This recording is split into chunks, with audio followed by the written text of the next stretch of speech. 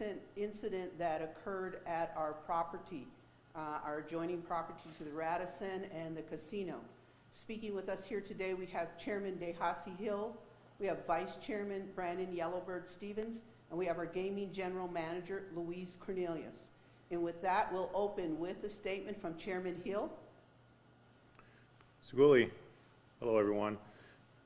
I'd first like to start off by giving my deepest heartfelt condolences to the families affected by this incident that happened on our reservation and on our property. And also a big thank you, Yonko, to all the multi-jurisdictional police response to this incident.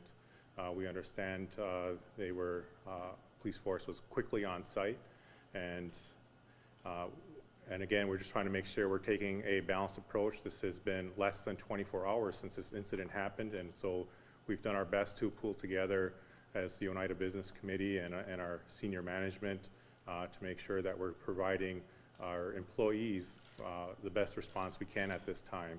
And so again, we're just trying to make sure we have a balanced approach to recovery from this situation, making sure we're taking care of physical health and safety, making sure mental health is being taken care of, and also spiritual health. So we want to make sure we continue to move forward with a balanced approach to recovery from this terrible situation. And so I guess at that, I would like to turn it over to Vice Chairman Brandon Gilbert Stevens.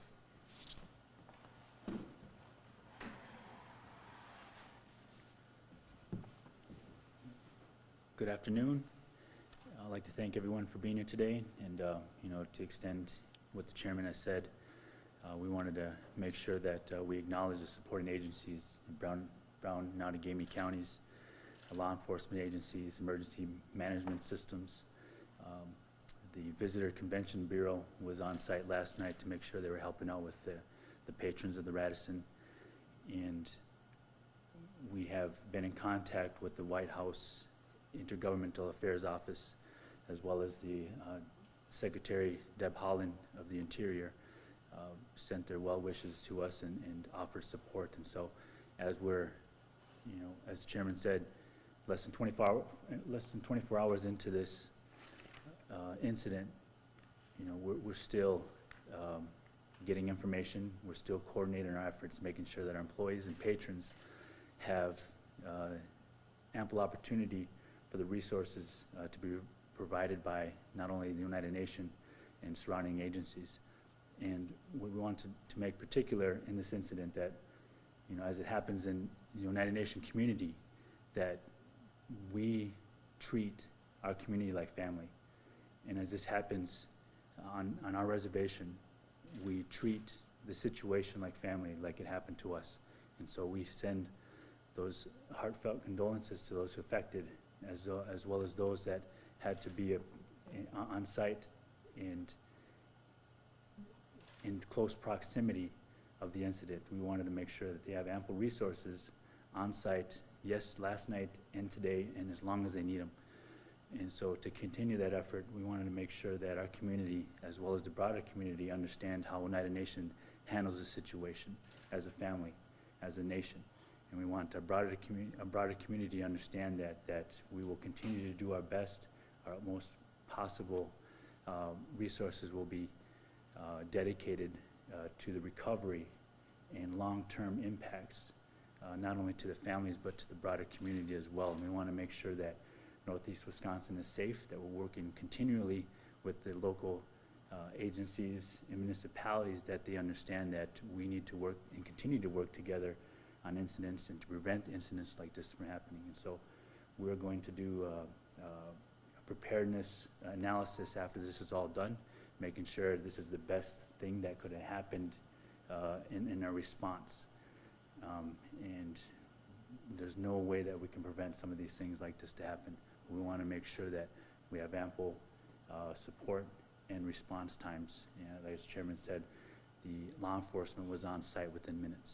And so making sure that we're all talking to each other and communicating at the best possible efficient manner. And with that, I'll turn it over to our Gaming General Manager, Louise Cornelius. Thank you, Vice Chairman. My name is Luis Canales. I'm the Gaming General Manager, and I will reiterate what our Chairman and our Vice Chairman has said to each of you today. All of us at Oneida Casino are heartbroken for the families and friends of those affected by this horrific event. Though the event didn't take place in the casino, we want to thank our security, our employees for the quick and proficient evacuation and implementation of our planned safety protocols that we have in place.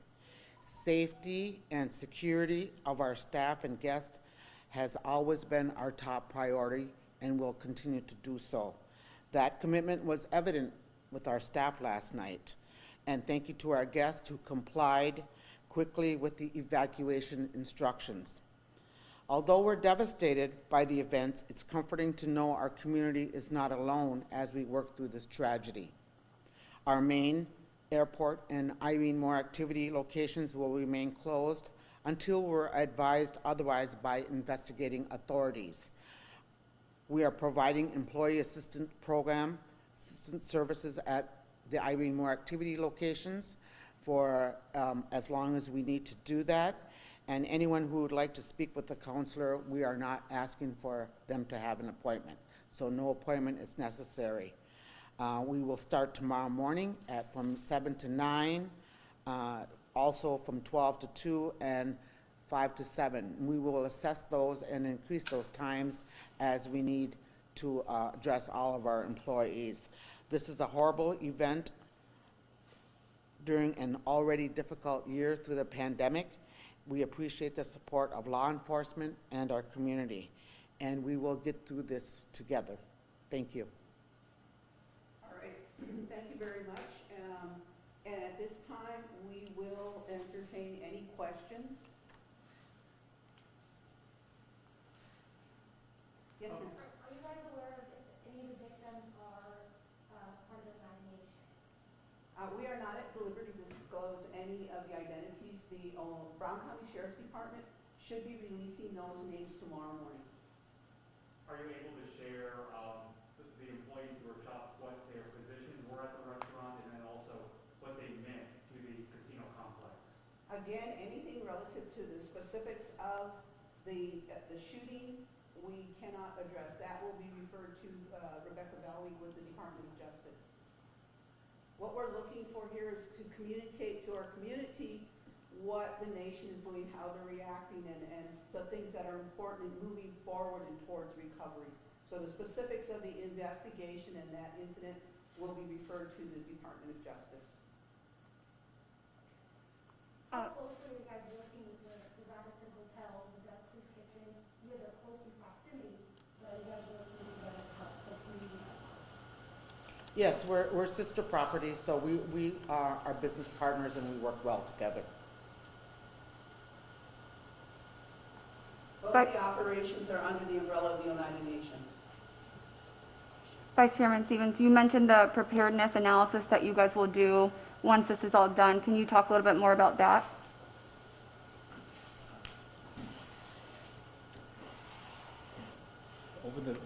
Over the course of the last several years, we've been doing active shooter drills, ALICE training within all our facilities to make sure we're prepared for events like this. And so, when this happened, Radisson is also a part of that training as well. And so, when this happened,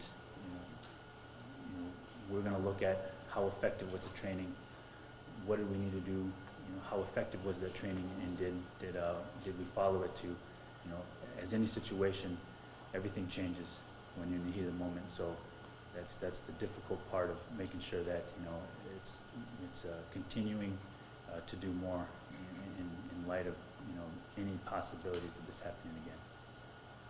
Are there any other questions for for Vice Chairman Gilbert Stevens? Are there any questions for Chairman Hill? Will there be, will there be any kind of prayer service or visual setup?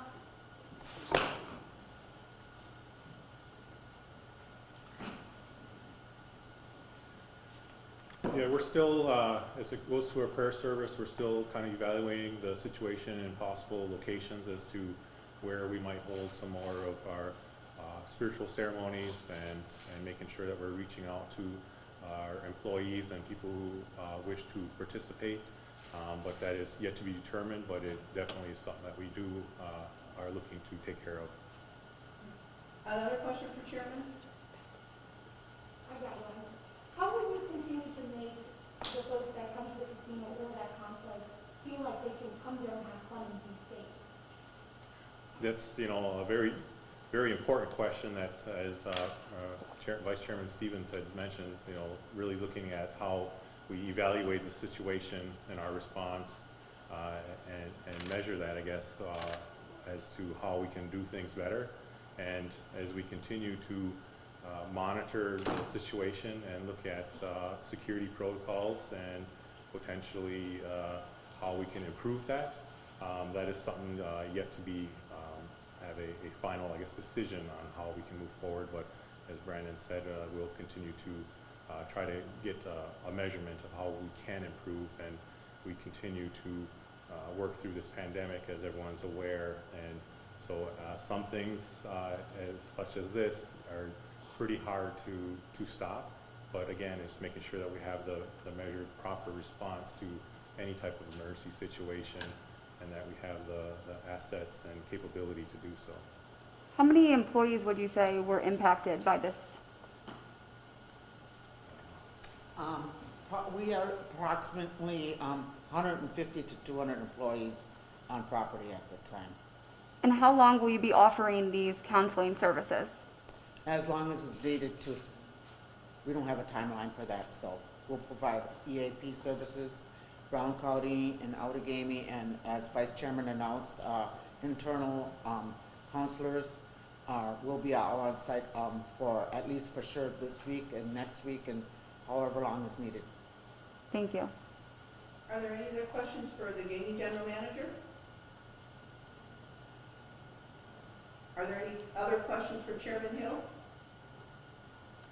Chairman Hill, just the states and the country has seen other high-profile shootings, whether in the workplace or in places of leisure like this one.